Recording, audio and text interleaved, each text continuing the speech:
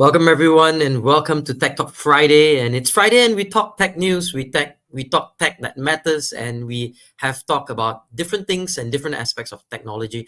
Lots of things happening in the tech world this week. A whole bunch of stories for us to talk about. But I think the biggest story is definitely ChatGPT 4.0. That one's really blowing everywhere. Twitter, LinkedIn, everywhere you see it's all about ChatGPT 4.0, and it's free. It's free for everyone, right? I mean, so love to hear your thoughts on. Have you tried it out? Have you tried ChatGPT 4.0? It's free for everyone.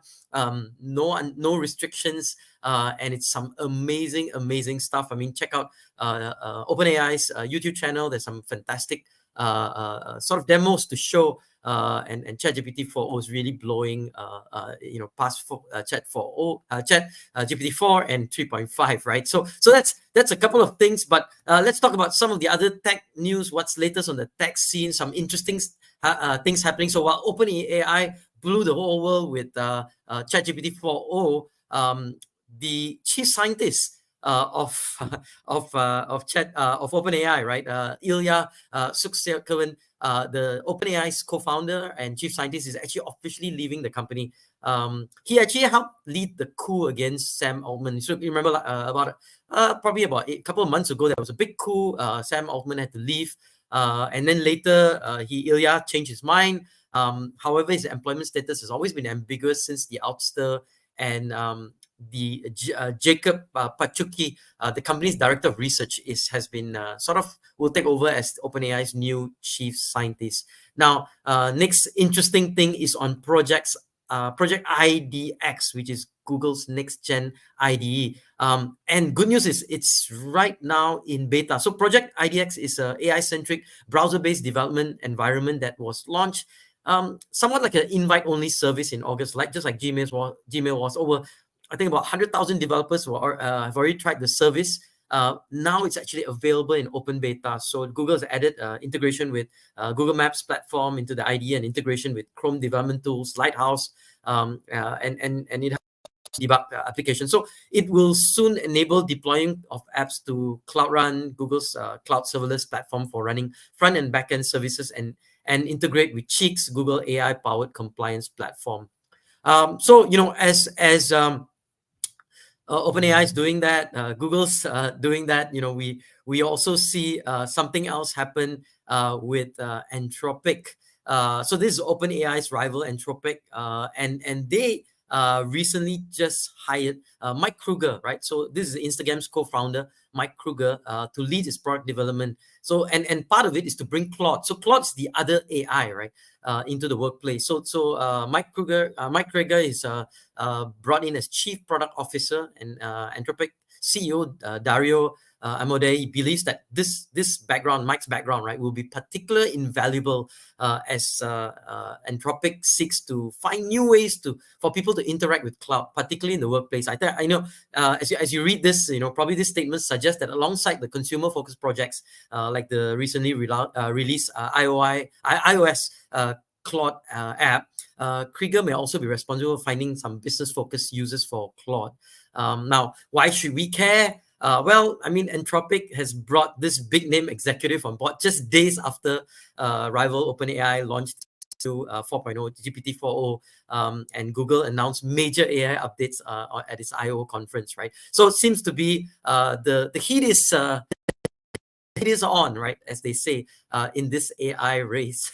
Now, the other interesting thing I think is Raspberry Pi.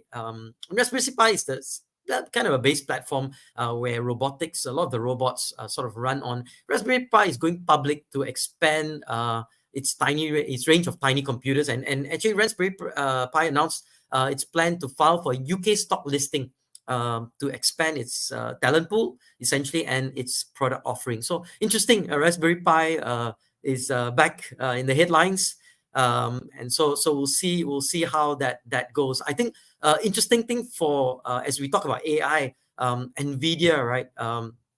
Nvidia stock is almost up $950.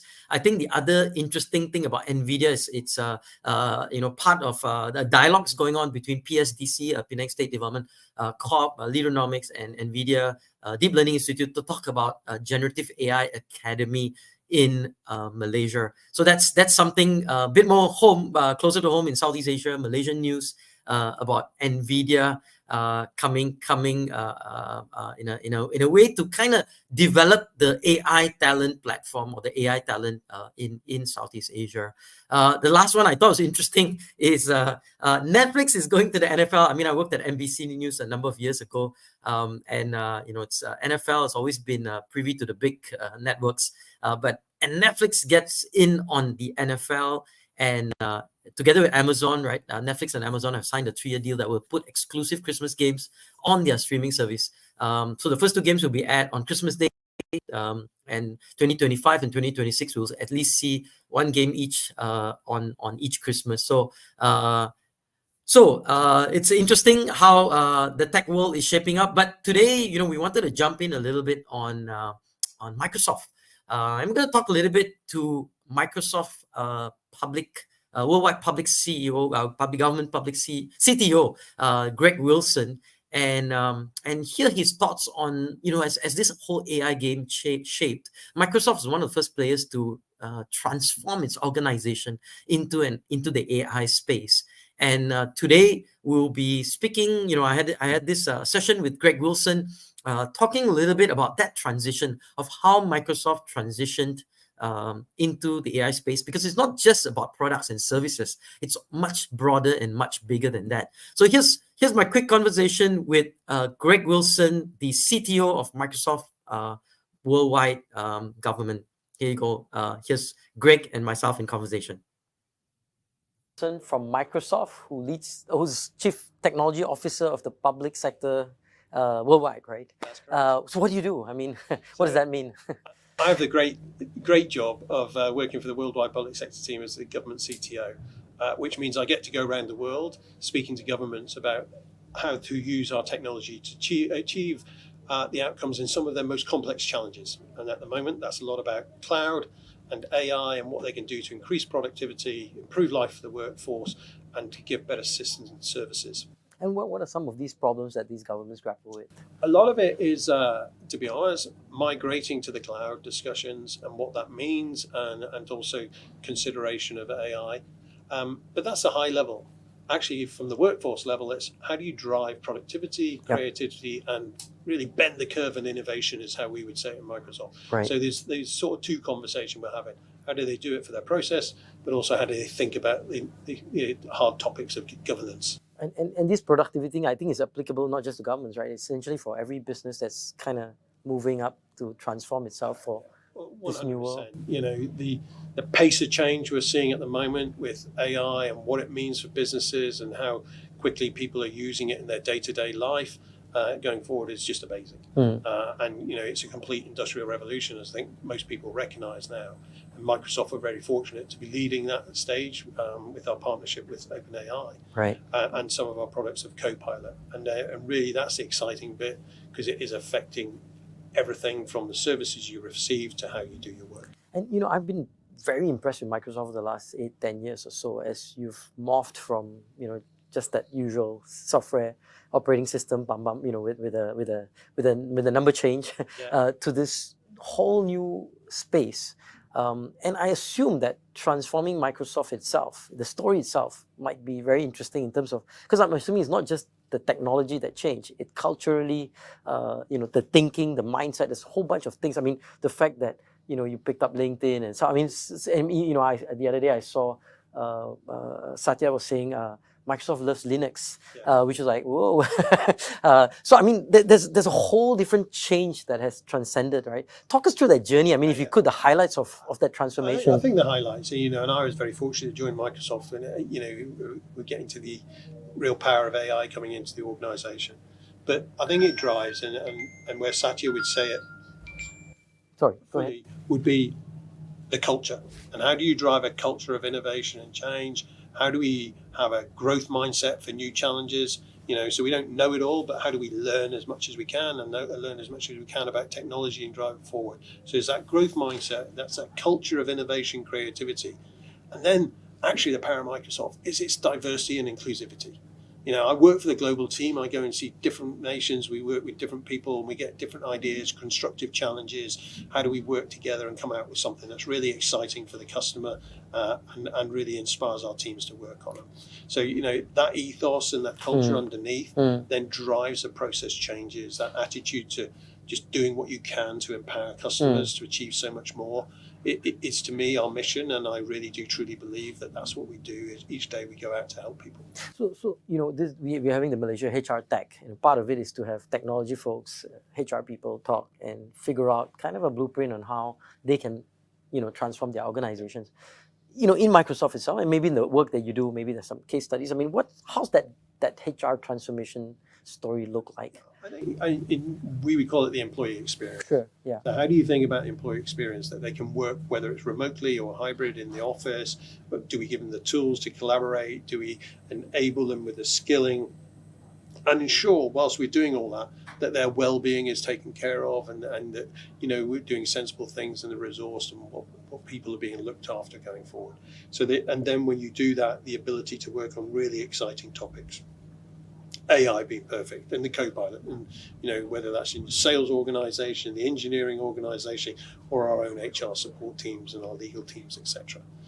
So for me, focusing on the employee experience to deliver the outcomes, the business outcomes you want, is obviously a recipe for success. I want to zoom in on the government, the whole transformation thing.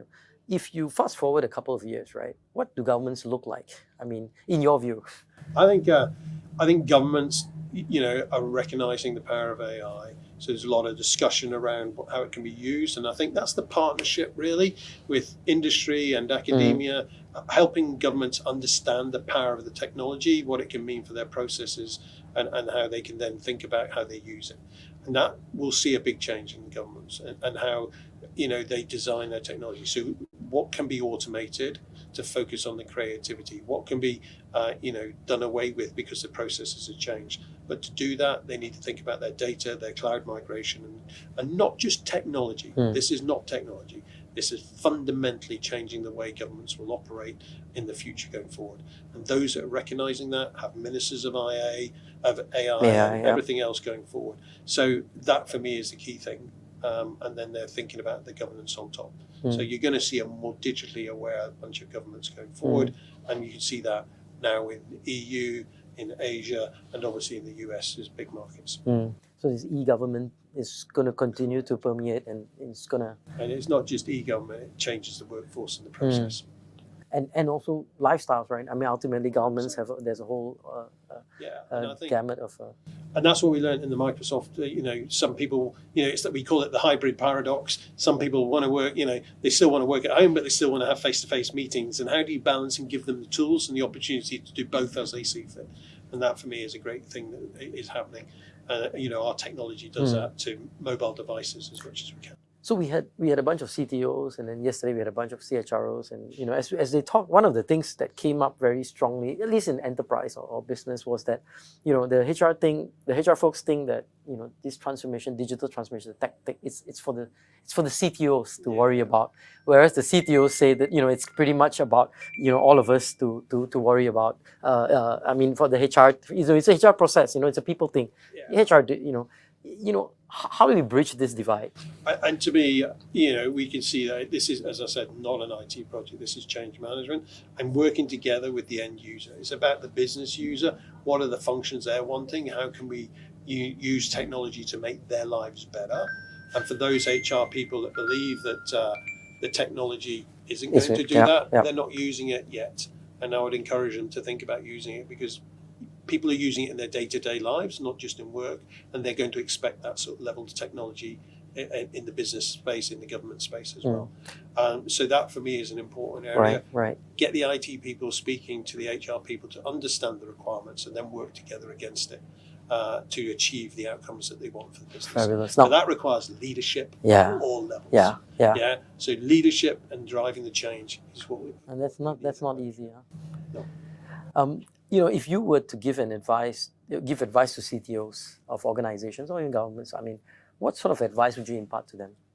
My advice would be with AI is if you haven't started on the journey, you're getting left behind. So think about it. Think about how you can do a proof of value, and I use that word instead of proof of concept. Proof of value to prove the value to your organization. Right. And then the big thing is, how do you scale from there? And if you can get that magic sort of done, then the benefits to the business and the quality that you can provide to the outputs and your, be honest, bottom line will be impressive. And for business, I mean, if you are a global CEO or a business a CEO of a company or a small medium enterprise, you know, and they are saying, you know, AI is still, you know, it's not something for me at this point. What sort of advice or first steps that should they be taking, you know, in terms of thinking through that journey of taking their enterprise and getting it?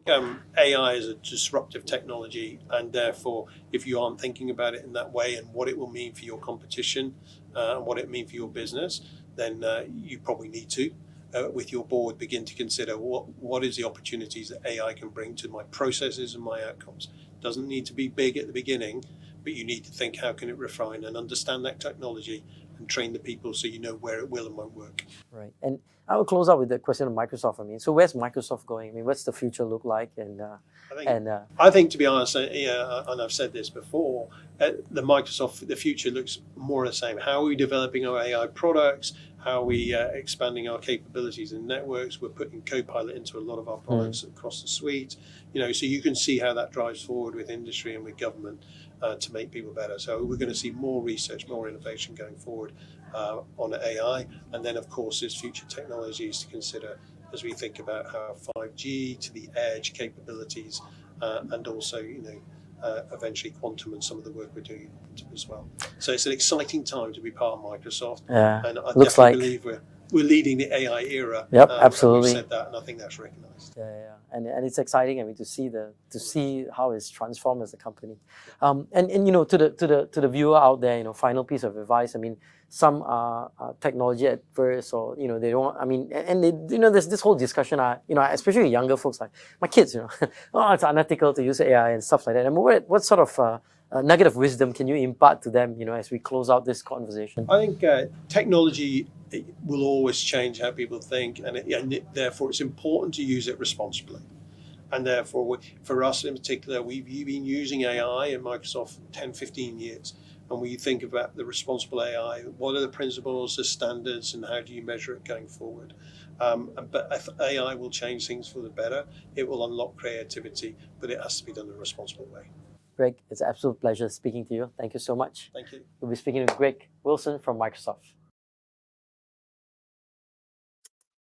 And that was a great conversation with Greg Wilson. If you have comments or thoughts on what Greg talked about in terms of how Microsoft has evolved into an AI monster somewhat, and the different things, like change of mindset, change of perspective, what even a tech organization needs transformation. So I think all of us are not, you know, as we grapple with our own organizations, how do we not just embed tech, but also enable a digital mindset or a digital first mindset to be able to be casted on our organization. So love to hear your comments. I must repeat that this Tech Talk Friday has been brought to you by CyberArmor. So CyberArmor is an organization that produces a technology called Shepherd.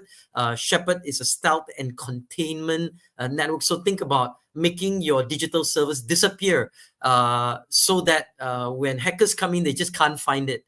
So it's proven in a number of POVs and POCs where it literally disappears. You know, your attack surface sort of disappears. So you are always welcome and to look out for Azrael, who is part of the CyberArmor team, and you can connect with him and discuss in detail how you can leverage Shepherd in your organization. So his number's below, info@cyberarmor.asia, or you can call 012-231-3333 and connect with him. I see a number of comments coming in, but very quickly, before we get to the next segment, we're going to talk a little bit about Microsoft, but we're going to go deeper on the other side of AI, which is as AI continues to grow and proliferate across the world, the energy consumption of AI is significant. And folks like Microsoft, OpenAI, and Google and others consume significant amount of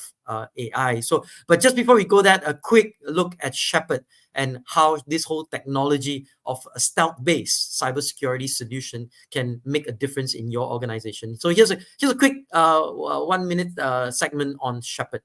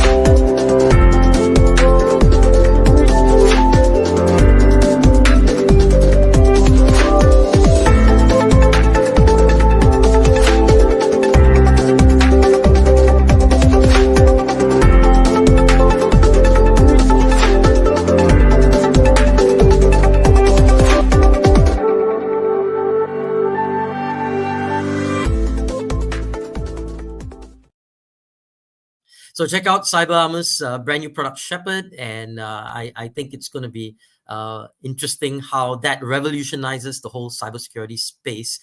CEO of Cyber Armor, Danny Kim, will be out in Southeast Asia, I think Vietnam, Malaysia, Singapore, in the month of June and July. So look out for that. And if you want to schedule a time to meet up with him, contact that number below, or you can reach out to info@cyberarmor.asia. A couple of questions from our viewers. Ethan Tritt talks about, as Greg Wilson discusses helping governments, do you see Ludonomics playing a role in helping the Malaysian government with AI, even cybersecurity? Yeah, I mean, we talked about cybersecurity with Shepherd. I think one thing interesting to me is the partnership dialogue that's happening at this point. I mean, we talked a little bit about NVIDIA and how NVIDIA stock is just going bonkers. $950 is and plus is where it is. But interesting discussion is taking place between the education the Ludonomics team together with NVIDIA Deep Learning Institute, together with PSDC, Dr. Hari, to discuss and explore a generative AI academy to grow talent in Southeast Asia. So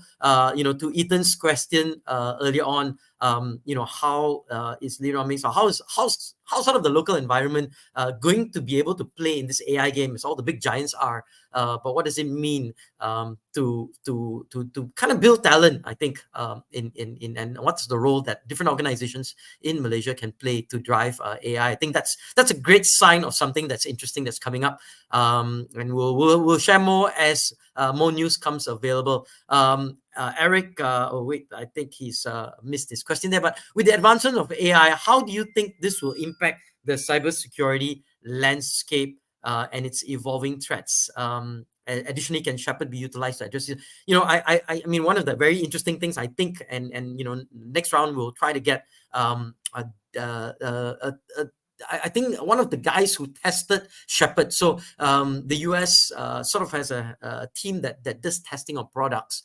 And the head of this team, he'll be our guest, I think, in the next couple of weeks. We're going to try to invite him to be a guest on TechTalk to talk about how in spite of trying to test and trying to hack into this product, it was unable to hack into it for 9 months, 10 months or so, and it's still unhackable. So I mean, it's a good dialogue to have, and I think, Eric, we will talk a little bit more about how Shepherd can actually. I mean, if you think about some of the challenges. I mean, I'm in Singapore now, hence the Maharaja type location. But I'm in Singapore today, and a couple of law firms in Singapore, got hacked a couple of weeks ago, and many of them had to pay huge ransoms. I mean, 1.89 million, I think, is Shock Lin Bok, and there were other different hacks that happened out in Malaysia, Singapore, and various nations. So, it is a real issue. How do we deal with it?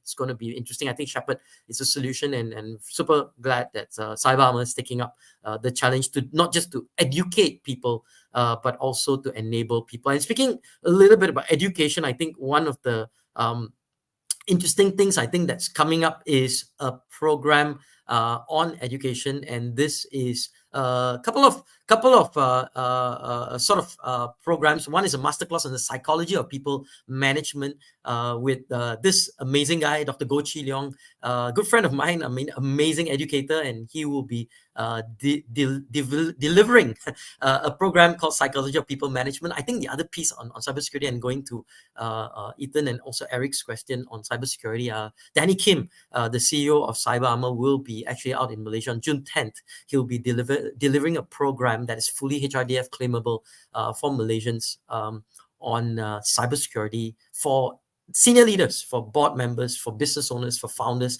How do you need to deal with this threat? Because it's a real threat and it's coming. And I don't think people can avoid this whole issue of dealing with cybersecurity and kind of put it in the back burner. So that's coming up relatively soon, June 10th and June 12th. Dr. Goh and Danny Kim from Silicon Valley will be out in Malaysia and be conducting those programs. So look out for those, and you can register by going out to events@leaderonomics.com. I think there's a space there. So events.leaderonomics.com. You can check that out, and you should be able to register for those programs. So events@leaderonomics.com, and you should be able to register program. I'm gonna take one more comment from Ethan Tritt also, and Ethan talks about, what do you think is the biggest yet simplest improvement small business can make with using AI? I think AI is powerful, right? I mean, if you look at ChatGPT 4.0, the applications and the ability to drive significant productivity, especially with small businesses. I mean, you can punch above your weight, right? With some of the things that AI is providing. And again, I think there is education. There's going to be sort of a policy slash understanding that needs to be driven in terms of AI and how AI can essentially enable your business. But we'll keep that for our next show of Tech Talk. Well, it's almost 30 minutes. I mean, it's an engaging conversation. It's great to hear from so many of you. I see one more user. I'm going to take one more question. How does this change as people move towards cloud services managed by cloud providers? I think, interesting. I'm assuming this is on cybersecurity. One of the interesting things I think is that cybersecurity, many people say cloud solves cybersecurity. I think it does somewhat, because I think many of the cloud providers with Google Cloud or Amazon or others, I mean, they do have a much more secure backend, but it's still not immune to the fact that if a hacker manages to access a cloud, I mean, Azure was not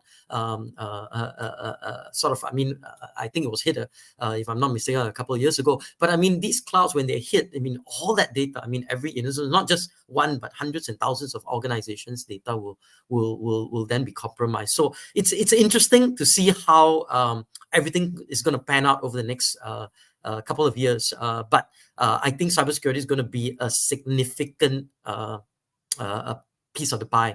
And I think the other piece I think that people negate quite a bit is that you put some stuff on cloud, but on your local servers or your local PCs or your local devices, your mobiles and so on, it's all somewhat hackable. And there are data that can be used, that can be stolen, that can be looked at. One of the interesting things to do essentially is to go into the dark web and see how much of data is there on you, on your organization, and you'll be surprised. I mean, we did a study of a couple of organizations, and the list is endless of the data that's already out there in the dark web on different organizations and different individuals. So with that, I'm going to close out this conversation. Again, check out the two events at events.leaderonomics.com and many others. I think there's a Malaysia Leadership Summit that's coming up in a couple of months' time in September, if I'm not mistaken, September 24th.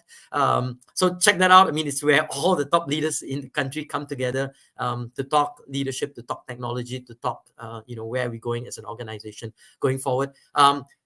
That's it. That's 30 minutes. Time's up for me. It's Tech Talk Friday. Really looking forward to next Friday. Again, a number of guests that we've lined up. We've got the CTO of JobStreet, who will be on our show. We have this sort of hacker, global hacker that's going to be coming on, and we can't tell you his name, but he's going to be coming on our show to talk a little bit about that whole space of hacking and how that works. And on the flip side, from cybersecurity, is what do these guys do? And I'm sure in the next every Friday, look out for it. And I see already, many people say, can't wait for Tracy. Likewise, can't wait to get all these guests up and running on TechTalk Friday. And we're back for this new season every Friday. Check us out on YouTube, LinkedIn, and I just tried out. I mean, it's on Twitter now. I mean, on my feed, Lepaka at I've decided to stream this on Twitter to see how it works, and it seems to be working. So check out my handle, Lepaka, Lepaker, and you should be able to also get this on Twitter. So with that, thanks everyone. Look forward to another engaging session at Tech Talk Friday next Friday, and all the best. Have a fabulous weekend. This is Roshan out from Tech Talk Friday.